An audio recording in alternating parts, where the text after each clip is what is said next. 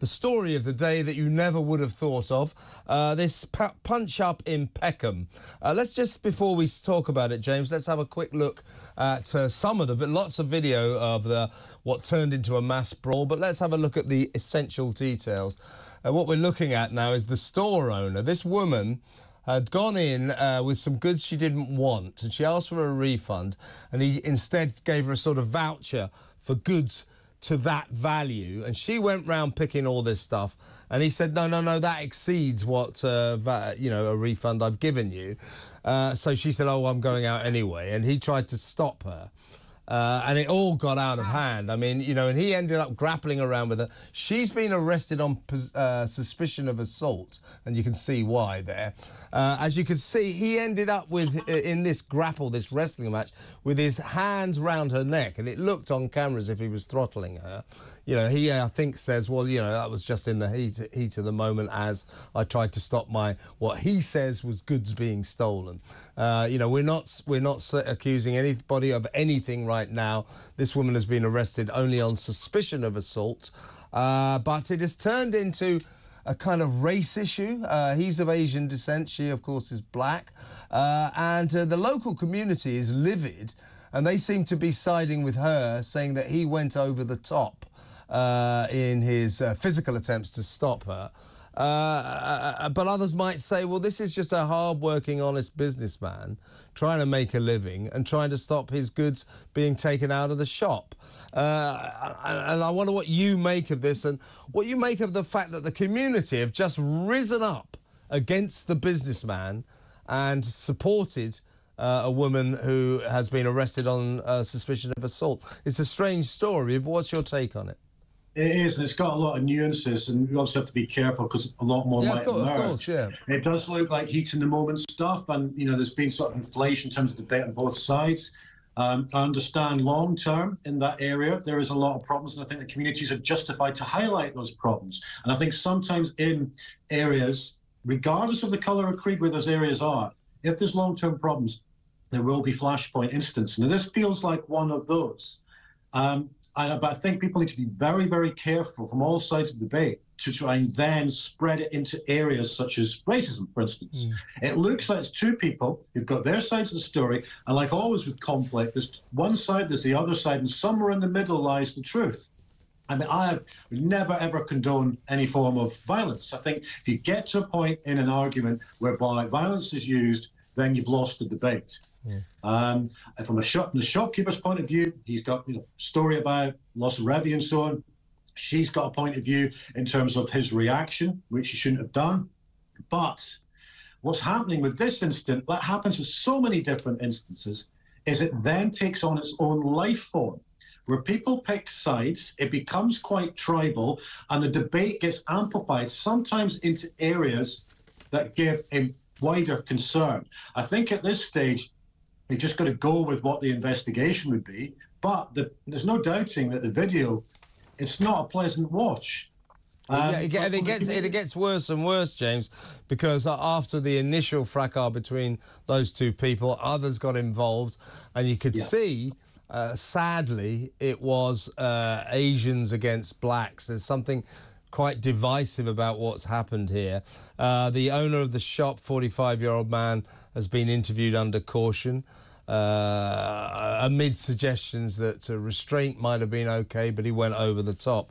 But it's an unfortunate situation that seems to have given rise to more than the sum of the parts, and you've got a community in turmoil.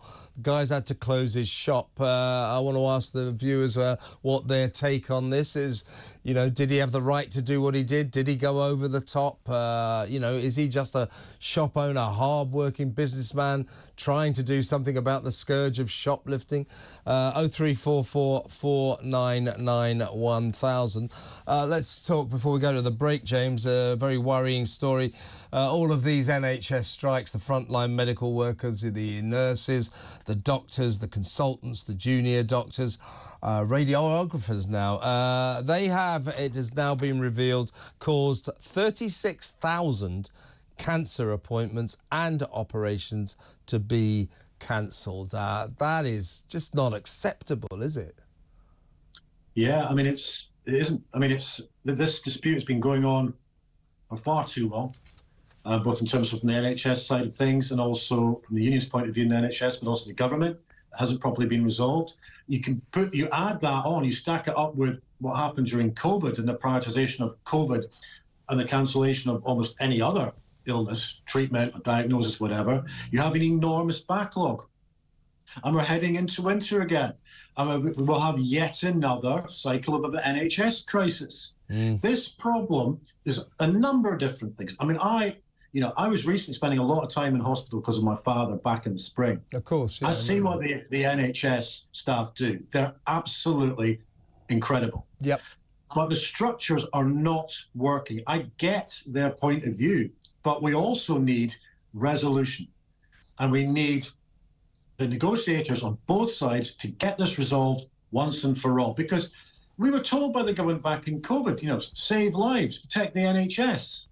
Well, for various reasons, we are not being protected by the NHS because of what is happening with industrial action and the lack of proper response by the government and the lack of investment in a lot of ways by the government, and also the lack of investment in the right ways within the management structures of NHS trusts as well.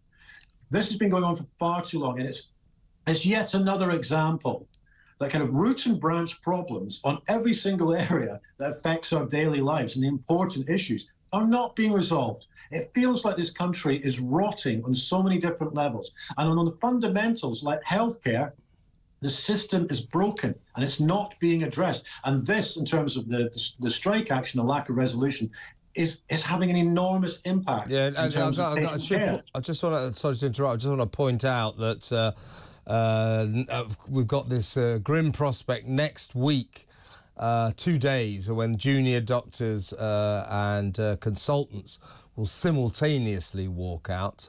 That unfolds next Wednesday, and then you've got combined strikes planned again for the week, of course, of the Tory party conference on the 3 days of October, the 2nd, 3rd and 4th. So we've got 2 or 3 weeks of serious misery coming up, and we already know, I think it's something extraordinary, like 250,000 operations have not happened since December because of these strikes. Now we learn 36,000 people suffering from cancer have not been able to receive treatment or appointments or surgery.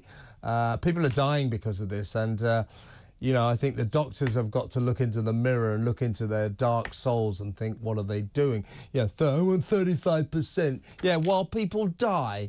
Come on. That said, Steve Barclay should get round the table with them. There's no point in the government sticking its head in the sand and saying we're not talking to you until you come back to us with a lower demand, because everyone knows they're not getting 35%. We need a bit of common sense here.